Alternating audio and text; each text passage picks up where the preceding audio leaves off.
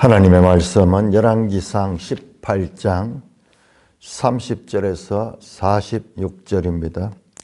열왕기상 18장 30절. 엘리야가 모든 백성을 향하여 이르되 내게로 가까이 오라.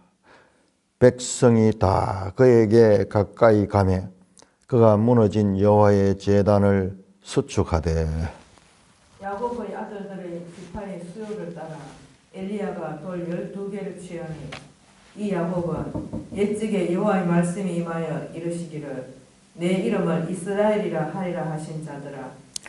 그가 여호와의 이름을 의지하여 그 돌로 제단을 쌓고 제단을 돌아가며 곡식 종자 두 세알을 둘 만한 도랑을 만들고 또 나무를 버리고 송아지의 각을 떠서 나무 위에 놓고 이르되 통 넷에 물을 채우다가 번제물과 나무 위에 부어라 하고 또 이르되 다시 그리하라 하여 다시 그리하니 또 이르되 세 번째로 그리하다 하여 세 번째로 그리하니 물이 제단으로 두루 흐르고 도랑에도 물이 가득 찼더라. 저녁 소제 드릴 때에 이르러 선지자 엘리야가 나아가서 말하되 아브라함과 이삭과 이스라엘의 하나님 여호와여 주께서 이스라엘 중에서 하나님신 것과 내가 주의 종인 것과 내가 주의 말씀대로 이 모든 일을 행하는 것을 오늘 알게 하옵소서. 여호와여 내게 응답하옵소서. 내게 응답하옵소서. 이 백성에게 주 여호와는 하나님이신 것과 주는 그들의 마음을 돌이키심을 알게 하옵소서 하며 이에 여호와의 불이 내려서 번제물과 나무와 돌과 흙을 태우고 또 도랑에 물을 핥은지라. 모든 백성이 보고 엎드려 말하되 여호와 그는 하나님이시로다. 여호와 그는 하나님이시로다 하니 엘리야가 그들에게 이르되 바알의 선지자를 잡되 그들 중 하나도 도망하지 못하게 하라 하며 곧 잡은지라. 엘리야가 그들을 기손 시내로 데려다가 내려다가 거기서 죽이니라. 엘리야가 아합에게 이르되 올라가서 먹고 마시소서. 큰 빗소리가 있나이다. 아합이 먹고 마시러 올라가니라. 엘리야가 갈멜산 꼭대기로 올라가서 땅에 꿇어엎드려 그의 얼굴을 무릎 사이에 넣고 그의 사원에게 이르되 올라가 바다 쪽을 바라보라. 그가 올라가 바라보고 말하되 아무것도 없나이다. 이르되 7번까지 다시 가라. 7번째 이르러서는 그가 말하되 바다에서 사람의 손만한 작은 구름이 일어나나이다. 이르되 올라가 아합에게 말하기를 비에 막히지 아니하도록 마차를 갖추고 내려가소서 하라 하니라. 조금 후에 구름과 바람이 일어나서 하늘이 캄캄해지며 큰 비가 내리는지라. 아합이 마차를 타고 이스라엘로 가니 여호와의 능력이 엘리야에게 임하매 그가 허리를 동이고 이스라엘로 들어가는 곳까지 아합 앞에서 달려갔더라. 하나님 아버지 은혜를 감사합니다. 오늘 이 말씀을 통하여 우리에게 주시는 하나님 뜻을 바르게 깨닫게 하여 주옵소서. 예수님 이름으로 감사하며 기도드리옵나이다. 아멘.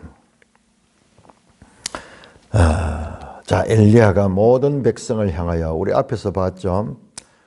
지금 이 갈멜산 위에는 바알의 제사장들뿐만 아니라 많은 이스라엘 백성들도 함께 목도하고 있습니다. 앞에서 엘리야가 말했습니다. 선택해라. 바알을 따를 것인지 여호와를 따를 것인지 선택해라. 그들이 입을 뚝 다물고 있어. 아무 말도 하고 있지 않아요.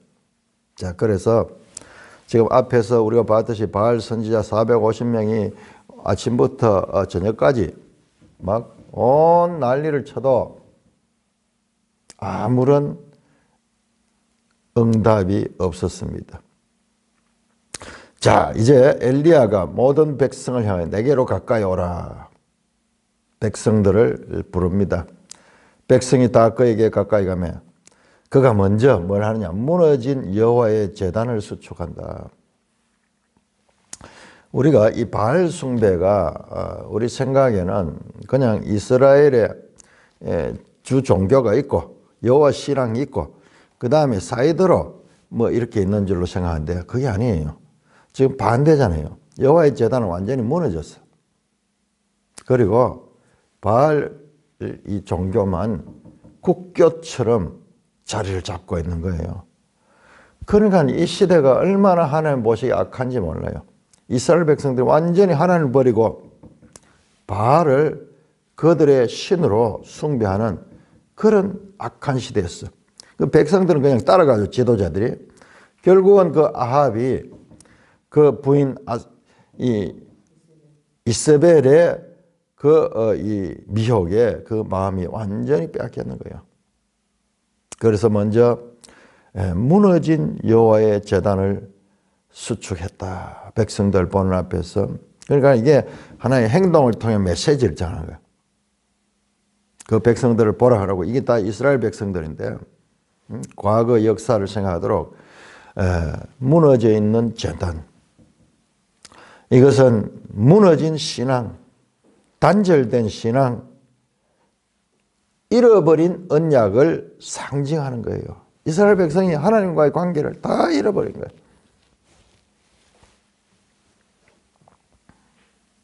먼저 무너진 마당을, 이 제단을 수축합니다.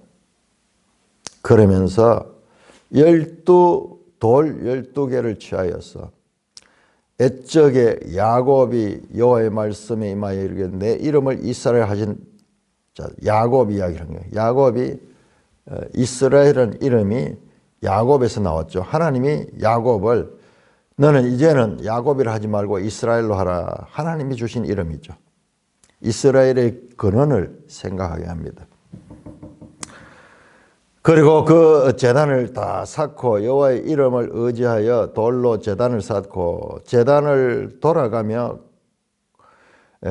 도랑을 만들고 그다음에 그 위에 나무를 올리고 송아지 각을 떠서 나무에 있고 재물을 이제 나무에 얹어놓고 다시 그 나무에다 물을 붓는 거예요. 그러니까는 주위에 도랑이 있고 도랑처럼 물이 있고 제단 위에도 물을 부으니까는 이게 이제 불이 붙을 수 없도록 지금 환경을 조성하는 거예요. 완전히 불이 붙을 수 없도록. 불을 붙여도 붙지 않도록.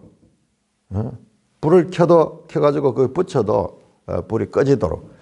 그렇게 이 말은 이렇게 하는 것은 이 모든 일은 완벽한 하나님의 능력으로 하시는 거라는 것을 보여주기 위한 거예요. 조금이라도 여지를 남겨두지 않도록 사람들이 어쩌다가 뭐 우연히 번개가 쳐가지고 불이 났겠지 이런 생각이 전혀 할 수 없도록 그렇게 온전히 하나님 한 분이 하신 거라는 것을 증명하기 위해서 그 백성들 보는 앞에서 오히려 더 모든 조건이 불리하게 바알 선지자들이 먼저 하도록 하고 그들에게 우선권을 다 주고 그가 이제 저녁 소재 드릴 때에 저녁 때네요. 그건 더더욱이 낮에 정오 같으면 햇빛이라도 있지만 이 저녁에 선지자 엘리야가 나아가서 말하되 아브라함과 이삭과 이스라엘의 하나님 여호와여. 지금 이 엘리야 기사를 보면요 모세의 기사와 많이 연결이 돼요.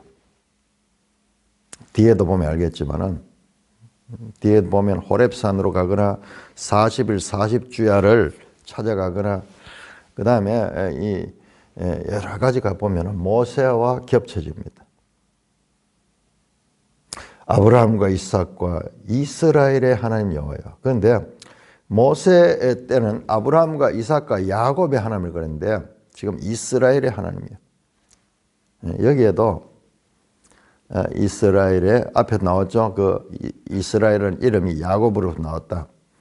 이스라엘의 정체성을 다시 더 또렷하게 상기시키며 주께서 이스라엘 중에서 하나님이신가 기도를 하는데 저 바알 선지자처럼 막 광란의 기도를 하는 것이 아니라 하나님 앞에 아브라함과 이삭과 이스라엘의 하나님이 여호와여, 첫째로 주께서 이스라엘 중에서 하나님이신 것을 드러내 주세요. 두 번째로 내가 주의 종인 것과 내가 주의 말씀대로 이 모든 걸 행하는 것. 모든 것은 하나님 말씀대로 하는 거지 내가 자의로 하는 것이 아니다. 뿐만 아니라 여호와여 내게 응답하소서 응답하소서. 이 백성에게 주는 여호와 주 여호와는 하나님이신 것과 주는 그들의 마음을 되돌이키심을 알게 하옵소서. 네 가지 기도했습니다. 첫째, 하나님이 하나님이시고 그 다음에 엘리야가 주의 종이고 그 다음에 엘리야가 하는 이 모든 것은 하나님의 말씀을 따라 하는 것이고 그 다음에 이 백성들의 하나님을 알게 하시고 그들의 마음을 돌이키실 수 있는 분이심을 알게 하소서. 그렇게 기도를 했습니다.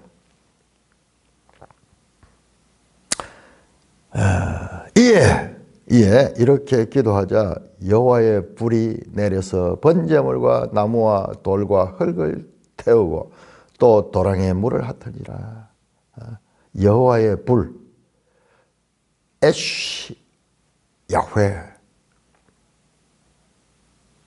사람의 불이 아니라 하늘로부터 오는 불, 여호와의 불이 내리니까는 그 송아지 번제물과 그 다음에 그 나무와 주위에 다 물을 버려. 그 강력한 불이 그것을 다 핥아버려. 불이 강하니까는 물이 다 증발돼 버려. 그리고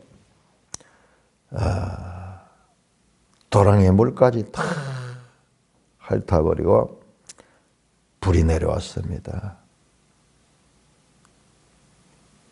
참 드라마틱한 장면이죠.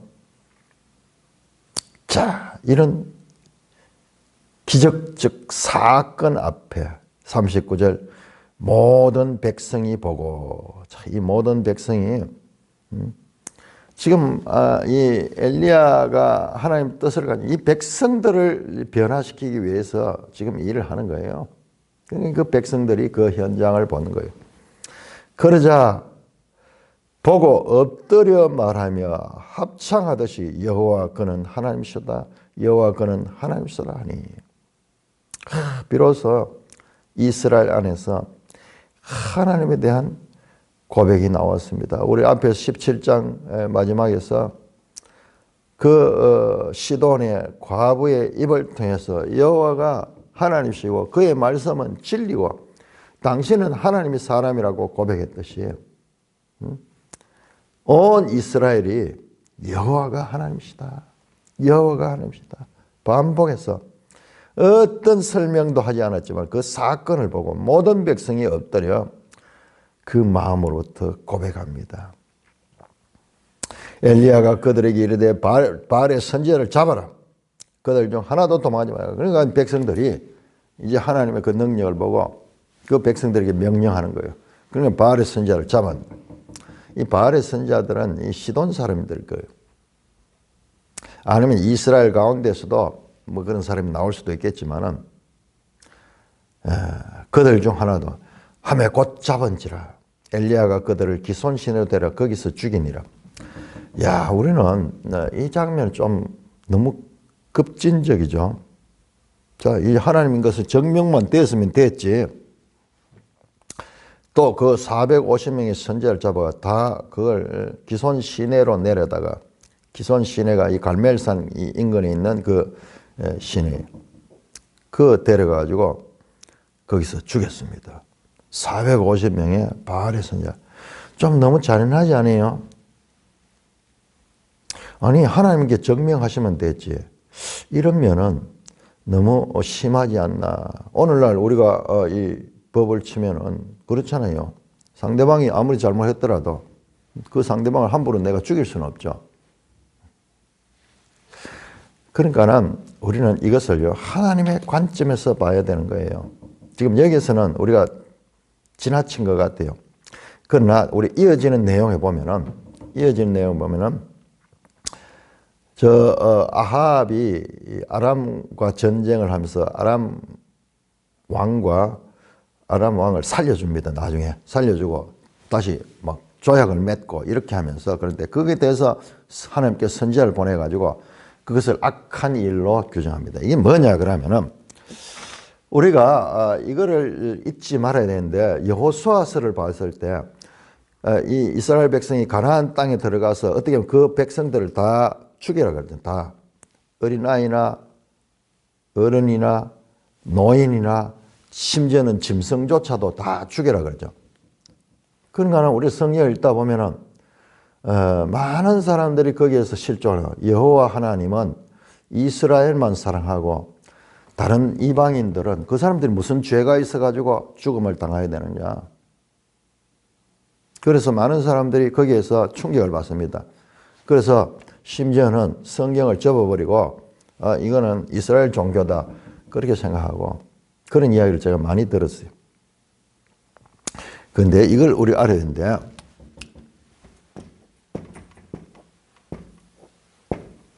이게 뭐냐고 하면 헤렘이라는 것은 모든 것을 하나님께 온전히 바쳐야 되는 거예요. 그리고 우리의 인정을 초월합니다. 그래서 우리 선지자들의 기사들을 보면은 앞에서 우리가 이 인정적으로 생각하는 거, 아니 그 13장에 나오는 그 하나님 사람을 왜 사자가 물어 죽이게 되나? 그건 너무하잖아요. 사실 너무해요. 그렇지만은 우리 입장이 아니고 하나님의 관점에서 봐야 돼요. 뒤에 나온 내용도 마찬가지입니다. 성경에 아간이 그 여리고성을 무너뜨리고 거기에 이 시날산 외투하고 좋은 보물들 조금 숨겨놨어요. 그거 어차피 다 불태워 버릴 거, 그렇게 하기보다도 좋은 거 나중에 활용해가지고 그렇게 사용하면 되지, 아까운 것을 그렇게 할 필요가 없지 않는가? 아니에요. 그거 우리 생각이에요. 우리 생각. 그건 다 없애야 돼요. 왜?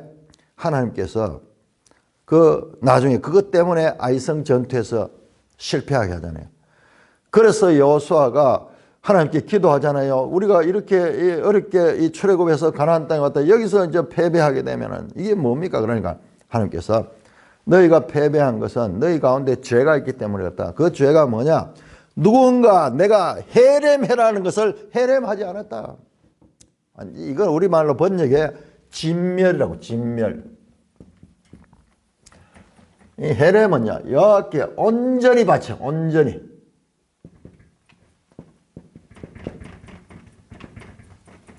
온전히 바쳐. 이거는 우리 판단은 가면 안 돼요. 그래도 우리 그 인간 입장에서 너무 심하지 않는가 그런 생각이, 우리는 항상 인간이기 때문에 사람 편인 거예요, 우리가.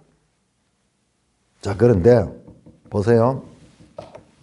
가나안 땅에 남겨둔 그 헤렘, 이 사람들이 헤렘 시키지 않고 남겨준 것들이 나중에는 이스라엘을 덮칩니다. 이스라엘을 망하게 해요.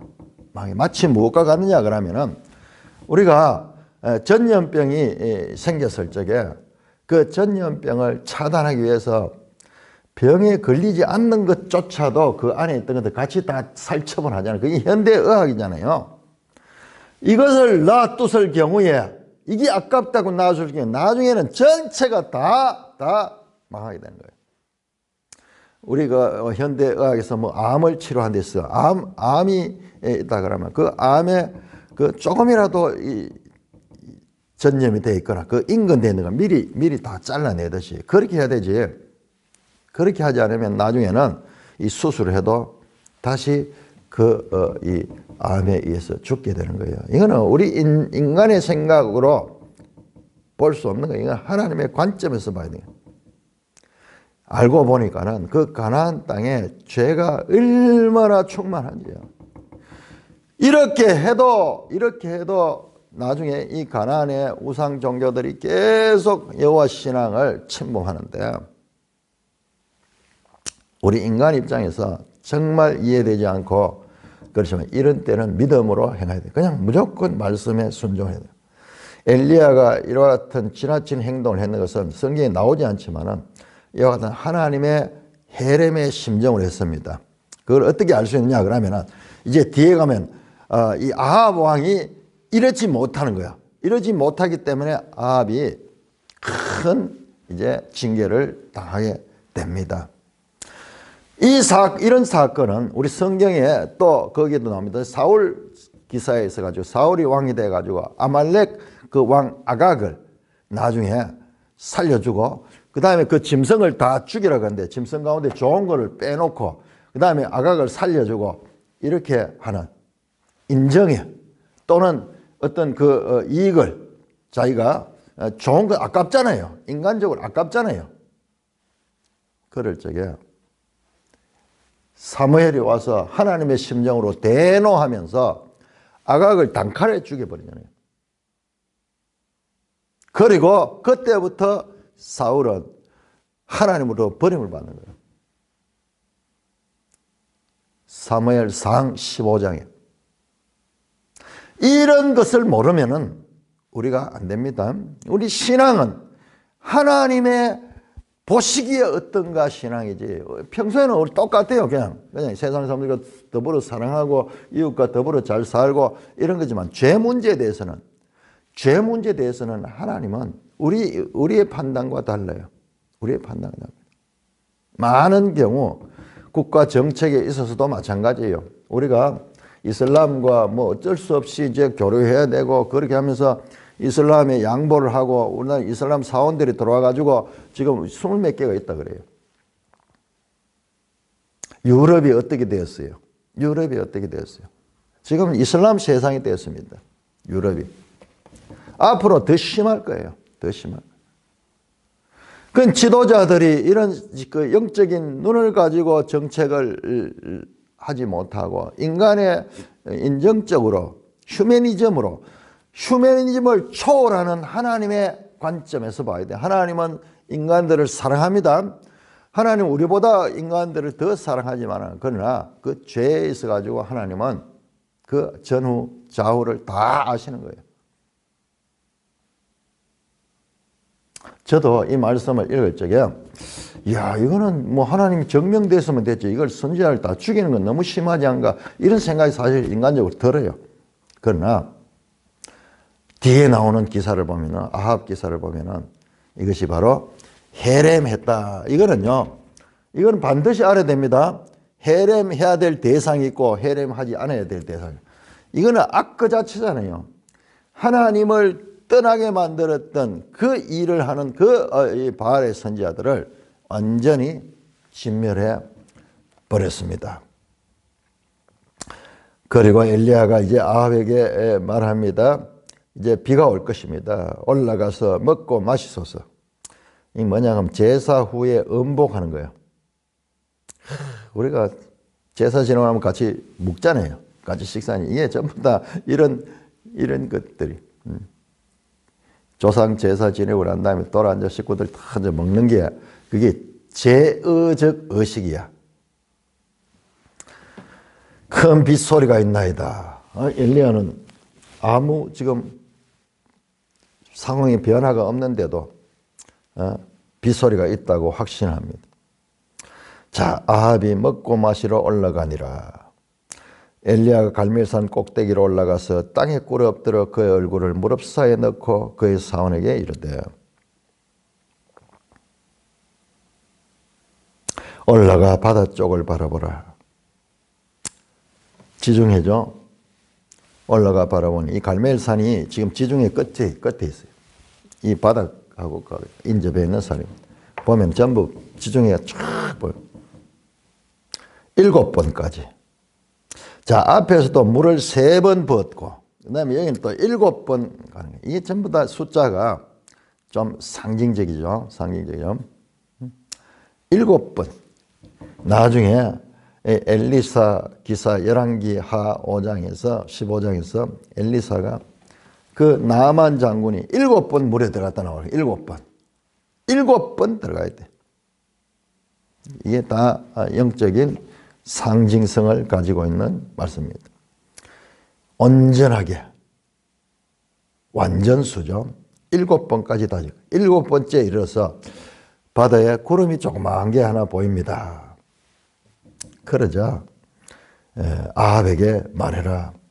내려가다가 큰 비가 오기 때문에 이 가뭄때에 큰 비가 오기 때문에 잘못하면은 사고가 날 수 있다. 그러니까 마차를 갖추고 그렇게 가도록 하라. 그렇게 전합니다. 아합도 이 갈멜산의 이 광경을 봤던 것 같아요. 그래서 이제 그가 이제 내려가는데 이스라엘이 그의 이 궁정이 있던 곳입니다. 이스라엘로 내려갔던. 그러니까 사마리아가 수도가 있고 이스라엘도 또 왕의 처소가 있습니다. 그러니까는 45절에 조금 후에 구름과 바람이 일어나서 하늘이 깜깜해지며 그 청명하던 날에 갑자기 구름과 큰 바람이 일어나면서 하늘이 깜깜해지며 큰 비가 내리는 거예요. 큰 비가.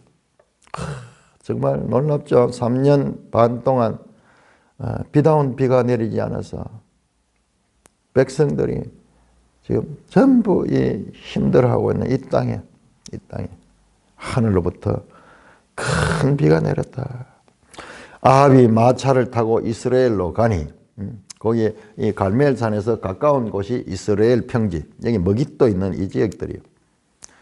가니까 여호와의 능력이 엘리야에게 임하여 그가 허리를 돌고 초능력으로 아합보다 앞서 마차 타고 내려간 아합보다 먼저 하나님의 능력으로 그렇게 앞서 달려갔는 거예요. 앞에서 달려갔다. 이 말은 이 그림은 보세요. 이 그림은 엘리야가 아합을 끌어내고 있잖아요. 엘리야가 아합을 끌어내고 있잖아요. 아합을 이끄는 엘리야의 행동.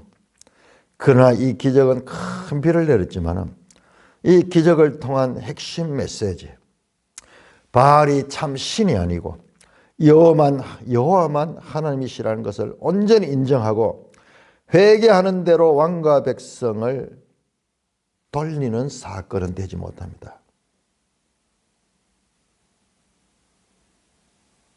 아합도 39절에 나왔던 여호와 그는 하나님이시로다 여호와 그는 하나님이시라 한 백성들과 한 가지로 이와 같은 고백을 하면서 그의 마음을 돌려 하고 바알 숭배를 버려 했지만은 그러나 이어지는 내용은 그러하지 않다는 것을 보여주고 있는 것입니다.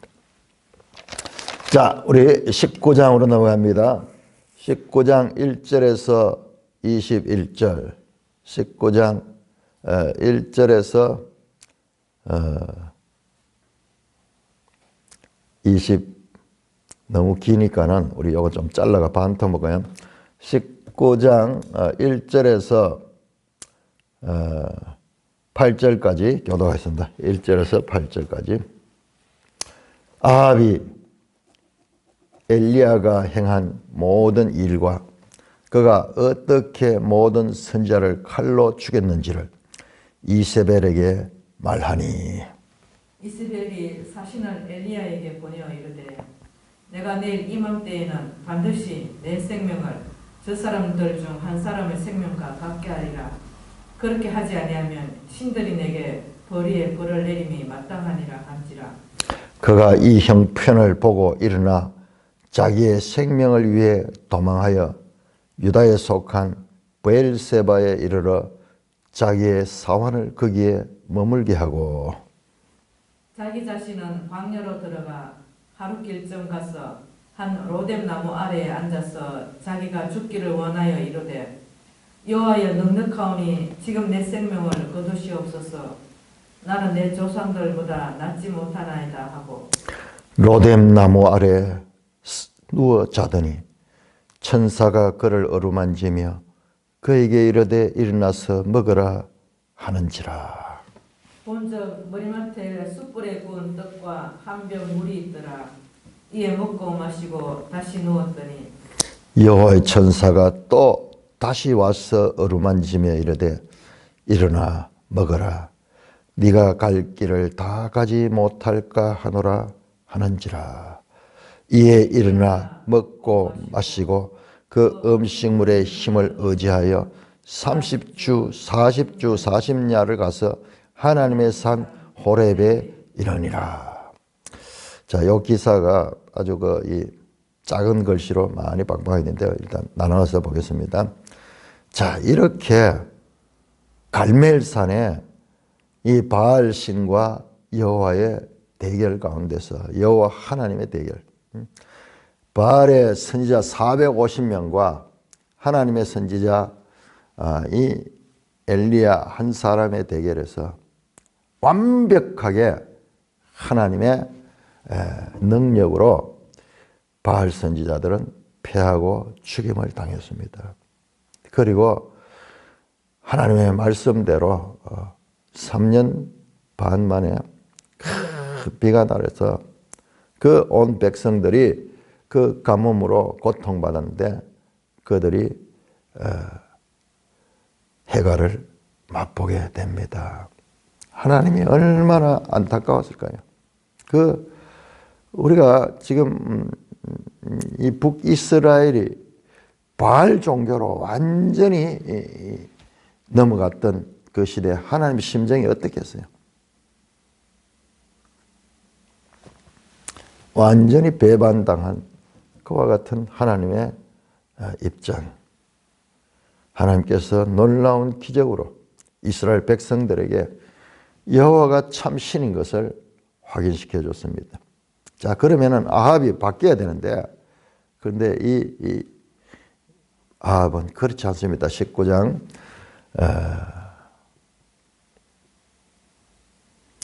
아합이 엘리야가 행한 모든 일과 그가 어떻게 모든 선지자를 칼로 죽였는지를 이세벨에게 말했다. 그러니까 아합이 이세벨에게 지금 완전히 미혹당하고 이세벨이 보통 여자가 아니에요. 그 아합 왕을 좌지우지하는, 그러니까 이 아합 왕이 주체성이 없는 거예요. 그러니까 하나님께서 이스라엘 왕은 아내를 많이 두지 말고, 왜? 그들이 마음을 미혹해서 다른 신을 섬기게 한다. 지금 그대로예요. 그대로. 저 악독한 이 시돈의 엑바알의 딸답게 이세벨은요, 역사상, 인류 역사상 가장 악독한 여인의 대명사예요. 소위 판무파탈이라고 하는 판무파탈, 악한 여인들, 거기에 역사상 꼽히는 그런 여인. 그러자 이세벨이 사신을 엘리야에게 보내어 이르되, 내가 내일 이맘때 반드시 내 생명을 저 사람 중 한 사람의 생명을 갖게 하라. 저 사람들 누구? 죽은 바알 선지자들. 좀 우리 인간적으로 참 과격한 일을 했죠. 과격한 일을 했죠. 이건 살아남는다고 생각할 수 없는 거예요. 그러나 아합이 봤을 때는 그래도 이스라엘 하나님이 능력으로 봤지만은 이스라엘은 그렇지 않죠. 전혀 그렇지 않죠. 내가 내일 이맘때에는 반드시 내 생명을 저 사람 중에 한 사람 생명을 갖게, 그렇게 하지 아니하면 신들이 내게 벌을, 하나님 앞에 자기 바알 신에게 지금 맹세하는 거예요. 내가 만약 네 목숨을 내가 빼앗지 아니하면은 내가 차라리 벌을 받는 게 낫다. 그럴 정도로 반드시 너를 죽이겠다는 관용적 표현이에요. 이 뒤에 보면 또 나옵니다. 신들이 내게 벌 위에 벌을 내렸다. 내가 이거 안 하면은 이 신들이 내게 벌을 내야 되겠다. 이게 하나의 관용적인 그런 표현이에요. 그만큼 반드시 내가 너를 죽이겠다. 이런 결의를 보이는 그와 같은 말입니다. 3절, 그가 이 형편을 보고 일어나 자기의 생명을 도망하여. 자, 우리 18장의 엘리야, 19장의 엘리야는 정반대예요. 왜 이 사건을 이렇게 길게 묘사하고 있을까? 이것도 오늘날 우리 현대 그리스도인들에게 중요한 영적인 메시지가 이 속에 담겨 있습니다. 18장의 엘리야를 한번 생각해보면 혼자서 그 450명의 바알 선지자를 대항해 가지고 담대하게 그 왕 앞에 나가가지고 이 모든 일들을 행하고 그리고 하나님의 능력을 체험하게 했던 이 엘리야가 이제 이 이세벨의 이 한마디, 내가 너를 반드시 주겠다. 여기에 완전히 위축이 됐어요. 그래서 그가 이 형편을 보고 일어나 이와 같은 이세벨의 이와 같은 이 태도, 자기 생명을 위해 도망하여 자기 생명을 아끼지 않고 담대하게 왕에게 나갔고, 그리고 만약 이 하나님이 참 신인 것을 인정하지 못하면 자기 죽음을 당할 거 아니에요. 그 바알 선지 앞에 믿음으로 담대하게 하나님의 능력을 가지고 그렇게 일했는데 자기 생명을 위해 도망했다. 표현이 도망했다. 네페시, 자기의 생명, 네페시를 위해 가지고 도망했다. 그래서 어디로 내려갔느냐? 유다로 내려가서 남쪽으로. 그러니까 여기 북이스라엘이니까는 남쪽으로 내려가면 잡으러 못 올 것 같아서 남쪽으로 어디까지 갔느냐? 유다에 속한 브엘세바에 이르렀다. 브엘세바. 창세기 21장에 야곱이 갔던 그 브엘세바. 아브라함도 브엘세바. 맹세 우물이라는 그 족장들의 역사가 얽혀 있는 그 땅이죠. 그러니까 브엘세바는 이스라엘 지도에서 가장 남단이에요. 그 다음에 그 밑에는 뭐냐 그러면 유다 광야가 있고 그 다음에 애굽으로 가는 길입니다. 자, 브엘세바에 이르러 자기의 사환을 그곳에 머물게 하고, 같이 갔던 사환을 거기에 머물게 하고, 자기 혼자서 4절입니다. 자기 자신은 광야로 들어가 하룻길쯤 갔어. 그래서 이세벨의 아합의 공격이 오지 않도록 사람이 없는 곳으로 마치 그릿 시냇가로 하나님께서 그를 피신시켰듯이 이번에는 유다 광야로 들어가서 하룻길쯤 가서 한 로뎀 나무 아래 앉아서 자기가 죽기를 위하여 말하고 있습니다. 자, 로뎀 나무 그러니까는 이름이 아주 멋있잖아요. 로뎀 나무. 그래서 이런 가게 이름도 로뎀 나무 많이 나오는데 이 로뎀 나무는요 정말 보잘것없는 나무예요. 사막의 나무니까는요 잎이 어떻습니까? 전부 잎이 넓은 이런 활엽수가 아니고 침엽수고, 그리고 나무도 키도 작고 거의 그 사막에서 그 나무가 살기 위해서는 최소한 자기 몸을 가늘게 하고 그래서 그 잎도 가는 거예요. 그늘이 될 수 없는 거예요. 그래도 그 나무 아래 앉아서 자기가 죽기를 위하여 기도합니다. 하나님, 이제 됐습니다. 여호와여, 넉넉하니 내 생명이거든요. 나는 내 조상도다. 그 믿음에 담대하던 엘리야가 이제는 완전히 낙심하고 그 이세벨의 그 말 한마디에 내일 내가 반드시 너를 죽이겠다. 그렇지 않으면 신들이 내 위에 벌을 내려도 내가 아무 할 말이 없다. 반드시 죽이겠다는 그 이세벨의 말 한마디에 엘리야가 완전히 마음이 녹아버렸어요. 그 담대함이 어디 간지 없이 영적 전쟁에서 이 엘리야가 얼마나 이 부족하고 연약한 인생인가를 우리는 여기서 또 볼 수 있어요.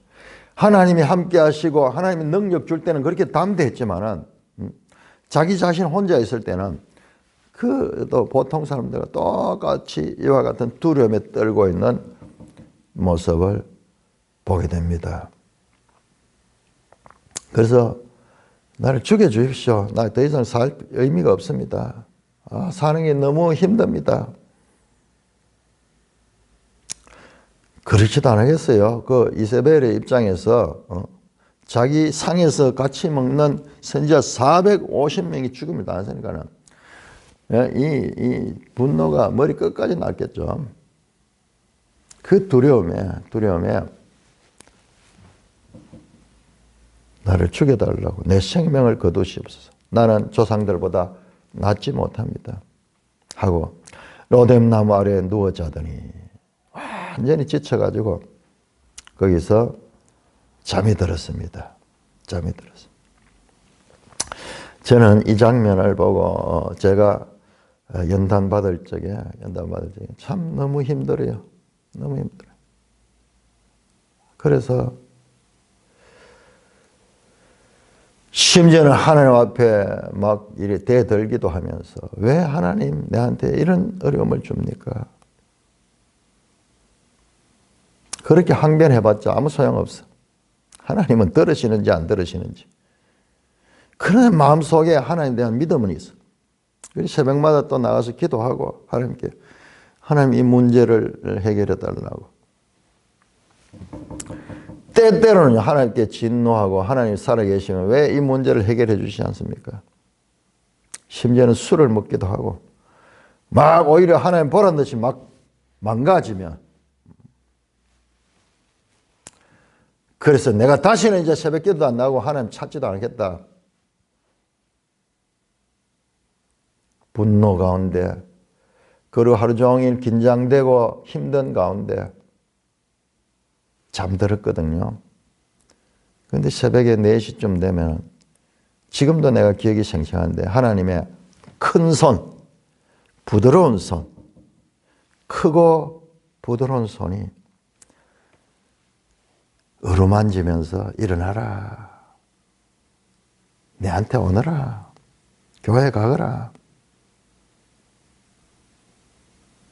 분노심을 가득 품고 내가 다시는 가지 않겠다고 그랬지만 크고 부드러운 손이 어루만지면서 교인아 그러면서 이렇게 일으키죠.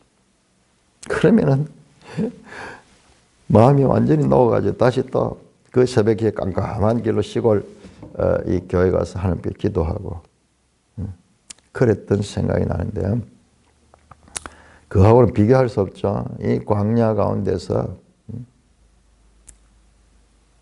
지쳐서 그냥 잠들어 있는데 천사가 그를 어루만지며 그에게 이르되 일어나서 먹어라. 자, 앞에서 보시면은 엘리야의 이 4절 말씀에 내 생명을 거두시면 나는 내 조상들보다 낫지 못합니다. 갑자기 이 이야기가 왜 나올까 봐. 자기는 지금까지 이 조상들보다 못지않는 그런 큰 능력을 행했잖아요. 이만큼 큰 능력을 행한 사람이 누가 있어요? 그런데 자만심이 있었던 것 같아. 영적 자만심이. 나 아닙니다. 난 조상들보다 못합니다. 뒤에 나오는 내용들을 보시면은 이제 이 영적인 큰 일을 하고 그 다음에 이 하나님께 이 여러 가지 경험을 했잖아요. 하나님이 엘리야도 사실 보면은 몇 년 동안 이렇게 지금 훈련시키고 다뤄오잖아요. 근데 자기 자신을 비하합니다. 열등감을 느끼는 거예요. 조상들보다 나는 못한, 나는 할 수 없습니다. 그러자 일어나서 먹어라. 일단 먹여주셔. 참 우리 자매님이 말했던 그 하나님이 창세기 1장을 보면은 피조물을 만들고 먹을 것을 먼저 준비해줘. 먹을 것을 준비해. 항상 먹을 것을 준비해. 항상 먹을 것. 이 부모님들이 자녀들 보면은 먼저 밥 먹나 물어보고 그 속에 뭐가 들어있는가.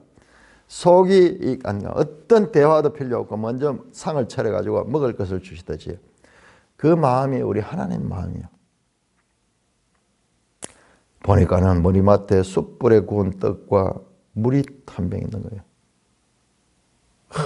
그 굶주리고 지치고 막 이래 낙심하고 지금 완전히 막 다 다운되어 있는 이 상황에 보니까는 떡과 한 병 물이 떡은 우리 번역으로 떡이 되어 있고 물 한 병으로 되어 있는데 계속 떡과 물 기사가 나오죠. 이게 이제 아주 단순한 표현이고 음식을 차려놓은 거죠. 음식이. 아마 떡도 부드럽고 그 빈 속에 먹을 게 그리고 아주 맛도 있었을 거예요. 우리가 힘들 때요. 한 번씩 어떨 때는 음식 맛있는 걸 한 먹고 나면은 또 기분이 확 돌아올 때가 있어요. 그럴 정도로 우리는 육적인 제한을 받는 존재들이에요. 우리가 아무리 뭐 이상적으로 뭐 신앙이고 또는 뭐 사상이고 이런 걸 이야기해도 일단 음식 문제가 이게 해결 안 되면은 모든 게 안 돼요. 불에 구운 떡 따뜻하면서 이쪽 광야 지방에는 밤이 되면 얼마나 추운지 몰라. 그리고 물이 준비되어 있다. 허겁지겁 먹었겠죠. 먹고 마시고 다시 잠들었어. 여호와의 천사가 또다시 와서 어루만짐에 이르래요. 일어나 먹어라. 또다시 똑같이 아무 말하지 않고 그러면서 네가 갈 길을 다 가지 못할까 하노라. 네가 지금 여기서 기운을 잃으면은 음식을 먹고 기운을 잃으면은 네가 가야 될 길이 있어. 네가 가야 될 길이 있어. 그 길을 가지 못할 수 있어. 이에 일어나 먹고 마시고 그 음식물의 힘을 의지하여. 와, 참 귀한 음식물이죠. 그 음식물을 먹고 기력이 회복이 되어서 어떻게 40주 40야를 가서 하나님의 산 호렙이나 어디 갔냐? 신의 산으로 가. 신의 산으로. 모세가 하나님의 법을 받았던 모세가 이스라엘 백성들을 시작했던 그 장소로 엘리야가 40주 40야를 가서 그러니까 아마 이 음식을 계속 공급해 줬을 것 같아요. 굶었다는 이야기거든. 모세는 40주 40야를 금식했는데 어떤 면은 또 이 엘리야도 그렇게 했을 수도 있을 거예요. 아마 앞에서 먼저 이 떡과 물이 이게 아주 능력 있는 것이었어요. 이 견딜 수 있는 그 성경이 말하지 않으니까는 알 수 없는데 그럼 모세는 40주 40야를 금식했잖아요. 먹지도 마시지도 않았잖아요. 아마 엘리야도 그랬을 수도 있어요. 지금 자세히 보시면 모세 사건과 엘리야 사건이 겹쳐지고 있거든요. 그런데 40주 40야를 모세는 산 위에서 보냈지만은 엘리야는 40주 40야를 걸어가서 하나님의 산 호렙에 이르렀다. 마치 이스라엘 백성이 시작했던 그 신의 산 언약이 있었던 그곳. 그래서 그곳으로 하나님께서 네가 갈 길을 다 갈지 못할 거야. 네가 가야 될 길이 있어. 그래서 이 호렙으로 이르게 되는 것입니다. 그래서 이 모세, 이 엘리야가 모세처럼 제2의 모세처럼 하나님 산 호렙에 이르렀습니다. 이어지는 내용은 우리가 다음 시간에 보도록 하겠습니다. 찬송가 388장입니다.